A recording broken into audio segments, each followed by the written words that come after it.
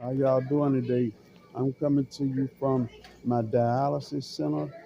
We're going to talk today about 7 ways to avoid conflict. Being in conflict and arguments and stuff like that, that raises your blood pressure as well.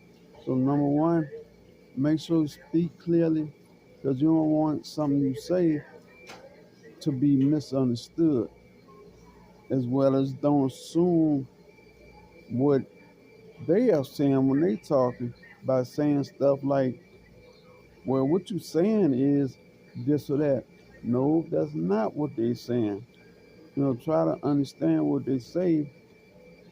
No, you're not always right. Understand that you're not always right. So leave the door open for you could possibly be incorrect, especially in trying to interpret what they're saying. Two, keep your voice at an even tone and don't start yelling, and be mindful of your facial expressions. And your facial expressions say just as much as your yelling and screaming.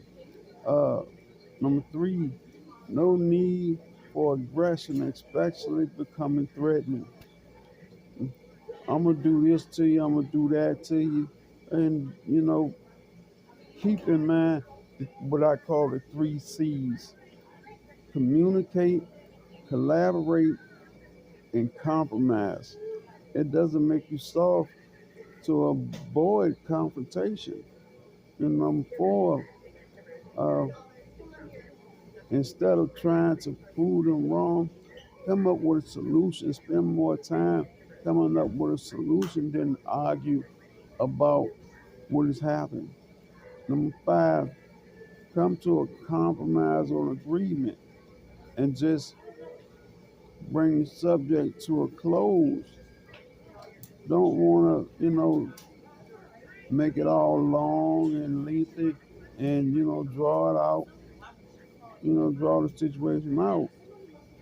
Number six, know who you are.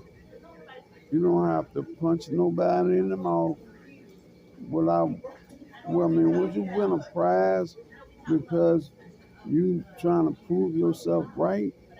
That doesn't matter. Your health is the thing that you should keep in mind whenever you get in a conflict.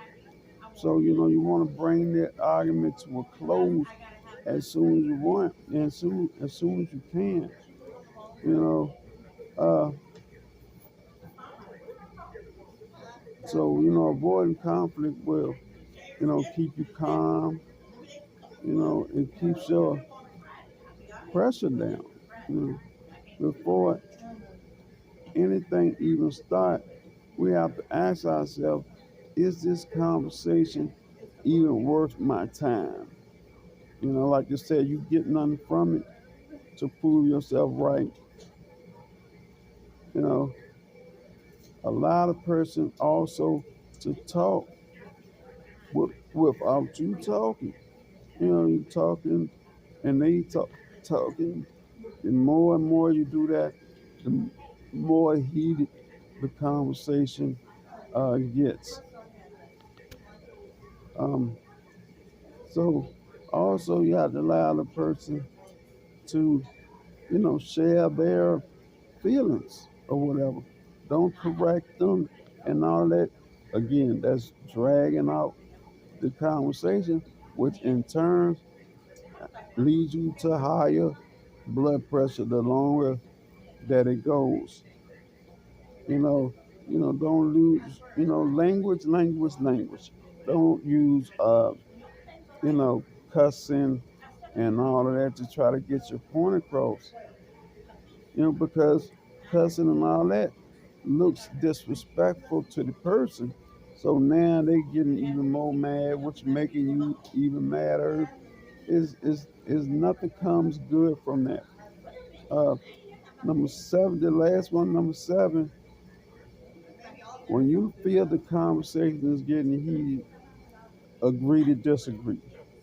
Don't allow the argument to last long after it's over. Because long as I was over, some deep breath. I mean, what I'm saying, use some deep breaths also when it's over. You breathe through the nose, out of the mouth. That makes, you know, your blood pressure also go down. Breathing exercises.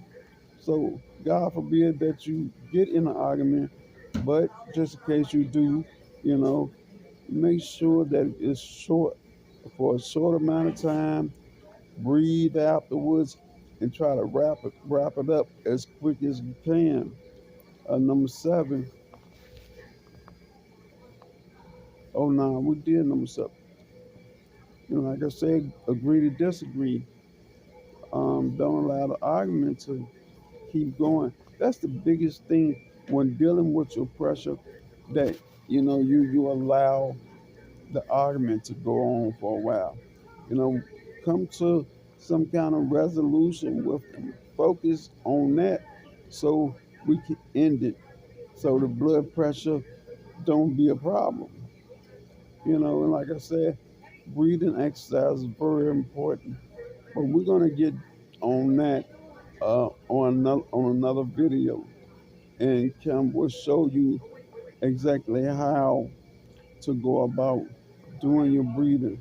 So keep your blood pressure down by uh, avoiding conflict.